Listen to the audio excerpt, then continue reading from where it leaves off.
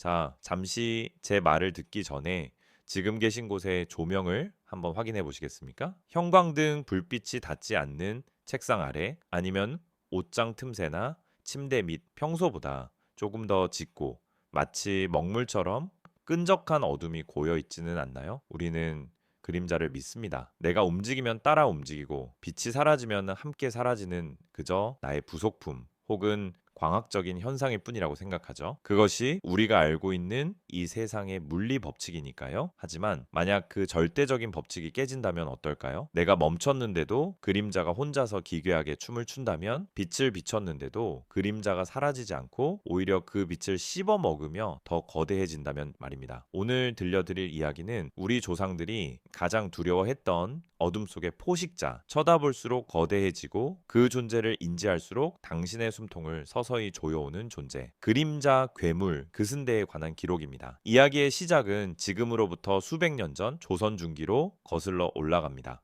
강원도의 첩첩산 중 산세가 험하기로 소문난 한 골짜기에 젊은 선비 이생이 들어섰습니다. 그는 한양으로 과거를 보러 가던 길이었습니다. 머리에는 갓을 쓰고 허리에는 낡은 호신용검 한 자루를 찬 그는 유교 경전에는 통달했을지 몰라도 세상의 어두운 이면에 대해서는 무지했습니다. 아니, 무지했다기보다는 오만했다고 해야겠군요. 마을 주막의 노인들이 그를 붙잡고 간곡히 말렸었습니다. 선비님, 해가 지면 절대 그 고개를 넘지 마시오. 그곳은 산짐승도 밤이 되면 숨을 죽이는 곳입니다. 살아있는 것이 다닐 길이 못 됩니다. 하지만 이생은 그들의 경고를 그저 시골 촌부들의 미신이라 치부했습니다. 공자왈 맹자왈을 읊는 자신에게 귀신이나 요괴 따위는 무지몽매한 백성들이 만들어낸 허상에 불과했으니까요. 그는 코웃음을 치며 지름길이라 여겨진 그 험한 산길로 발을 들였습니다. 하지만 산의 공기는 시간이 지날수록 점점 무거워졌습니다. 단순히 해가 져서 어두운 것이 아니었습니다. 마치 숲 전체가 거대한 하나의 입처럼 이방인을 삼키기 위해 숨을 죽이고 기다리는 듯한 비릿하고 축축한 정막이었습니다. 바람이 불지 않는데도 나뭇가지들이 기괴한 소리를 내며 비틀거렸고 발밑에 밟히는 낙엽 소리조차 왠지 모르게 젖어 있는 듯한 질척이는 소리가 났습니다. 이생이 무언가 잘못되었음을 직감했을 때였습니다. 그의 귓게 이질적인 소리가 들려오기 시작했습니다. 처음에는 산짐승의 울음소리인가 싶었습니다. 아니면 바람이 썩은 고목의 구멍을 통과하며 내는 소리일지도 모른다고 생각했죠. 하지만 걸음을 옮길수록 그 소리는 명확해졌습니다. 그것은 사람의 울음소리였습니다. 그것도 아주 어린 아이의 울음소리 말이죠. 이생은 횃불을 높이 들고 소리가 나는 쪽을 비추었습니다. 그리고 발견했습니다. 길 한복판 뾰족하게 솟은 바위 위에 웅크리고 앉아있는 작은 형체를요. 대여섯 살이나 되었을까요? 남루한 잠벗을 입은 어린아이가 등을 돌린 채 어깨를 들썩이며 서럽게 울고 있었습니다. 이 야심한 시각, 늑대와 호랑이가 우글거리는 산중턱에 고작 어린아이 혼자라니 상식적으로 말이 되지 않는 상황이었습니다. 하지만 공포에 질려 이성이 마비된 이생에게 그 아이는 두려움의 대상이 아니라 안도의 대상이었습니다. 사나운 산적이나 굶주린 맹수를 예상했던 그에게 작고 연약한 아이의 존재는 반가움마저 느끼게 했죠. 그는 자신의 오판이 불러올 재앙은 꿈에도 모른 채 헛기침을 하며 위험 있는 목소리로 아이에게 다가갔습니다. 크흠, 얘야.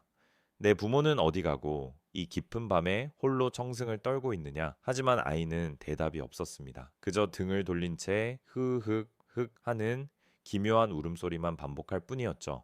이생은 답답함과 짜증이 섞인 표정으로 아이를 달래기 위해 손을 뻗었습니다. 어른이 물으면 대답을 해야지. 자, 고개를 들어 보거라. 이생의 손이 아이의 작은 어깨에 닿았습니다. 그 순간 이생의 전신에 소름이 쫙 끼쳤습니다. 손끝에 닿은 감촉은 따뜻한 사람의 천이 아니었습니다. 마치 깊은 우물 속에서 갓 건져 올린 시체처럼, 아니면 늦바닥에 가라앉아 있던 썩은 나무 토막처럼 소름 끼치도록 차갑고 미끌거리고 축축했습니다. 그리고 그 순간 거짓말처럼 아이의 울음소리가 뚝 그쳤습니다. 산속의 모든 바람소리, 풀벌레 소리마저 일시에 차단된 듯한 완벽하고 끔찍한 정적이 찾아왔습니다. 이생은 본능적으로 뒷걸음질 쳤습니다. 머리로는 이해할 수 없었지만 몸이 먼저 반응한 것이죠. 그리고 그는 목격했습니다. 눈앞의 광경이 물리 법칙을 거스르며 뒤틀리는 모습을 말입니다. 분명 아이는 가만히 앉아 있었습니다. 미동도 하지 않고 조각상처럼 굳어 있었습니다. 그런데 횃불에 비친 바닥의 그림자가 움직이기 시작했습니다. 바닥에 납작하게 붙어 있어야 할 그림자가 마치 끈적한 타르 덩어리처럼 부글거리며 제멋대로 춤을 추기 시작한 겁니다. 그것은 마치 그림자의 주인이 저 아이가 아니라 저 깊은 어둠 그 자체인 것처럼 보였습니다.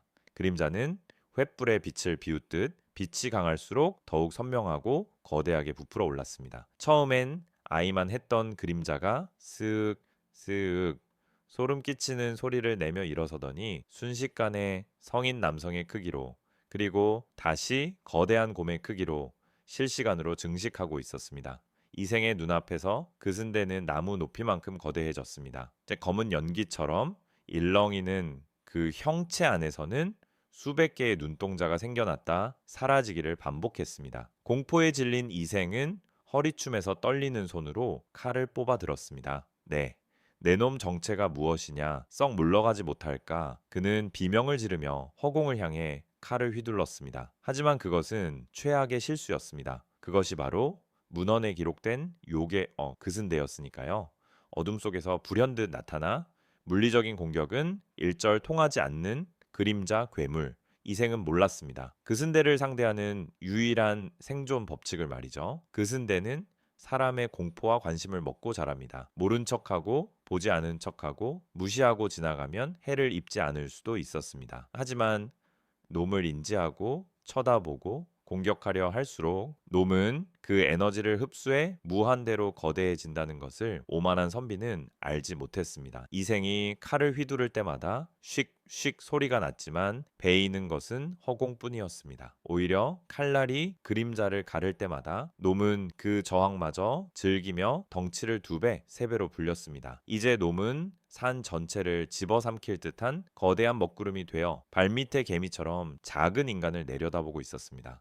숨조차 쉴 수 없는 압박감, 하늘의 별빛마저 가려버린 거대한 어둠. 이생은 압도적인 공포에 질려 해서는 안 될 최후의 행동을 하고 맙니다. 도망쳐야 한다는 생각조차 잊은 채 고개를 들어 놈의 얼굴을 정면으로 쳐다본 것이죠. 그슨대에게 시선은 곧 초대장과 같습니다. 이생이 고개를 들어 놈을 인지한 그 찰나의 순간 거대한 어둠 속에서 찢어질 듯한 웃음소리가 터져 나왔습니다. 그리고 삼봉우리만한 거대한 검은 손이 이생을 향해 그대로 덮쳐왔습니다. 그것이 이생이 본 이승에서의 마지막 장면이었습니다. 다음날 아침 산에는 평소와 다름없는 태양이 떠올랐습니다. 새들은 지저귀고 숲은 평화로웠습니다. 하지만 이생의 행방은 묘연했습니다. 마을 사람들이 산을 수색했을 때 발견한 것은 산길 한복판에 덩그러니 놓인 갈기갈기 찢겨진 각과 주인을 잃은 신발 한 짝뿐이었습니다. 피 한 방울, 살점 하나 남지 않았습니다. 마치 어둠이 그를 통째로 삼켜버린 것처럼 말이죠. 마을 노인들은 찢겨진 갓을 보고 혀를 찼을 뿐 누구도 그를 찾으려 더 깊은 숲으로 들어가지 않았습니다. 그저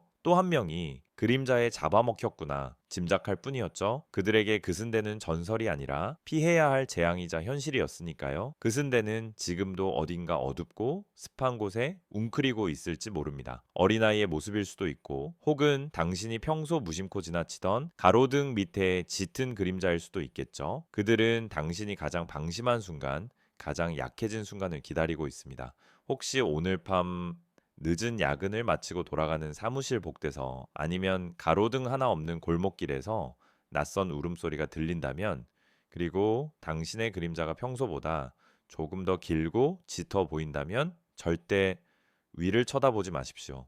그리고 절대 아는 척하지 마십시오. 눈이 마주치는 순간 놈은 당신의 공포를 먹고 자라나 당신을 영원한 어둠 속으로 데려갈 테니까요.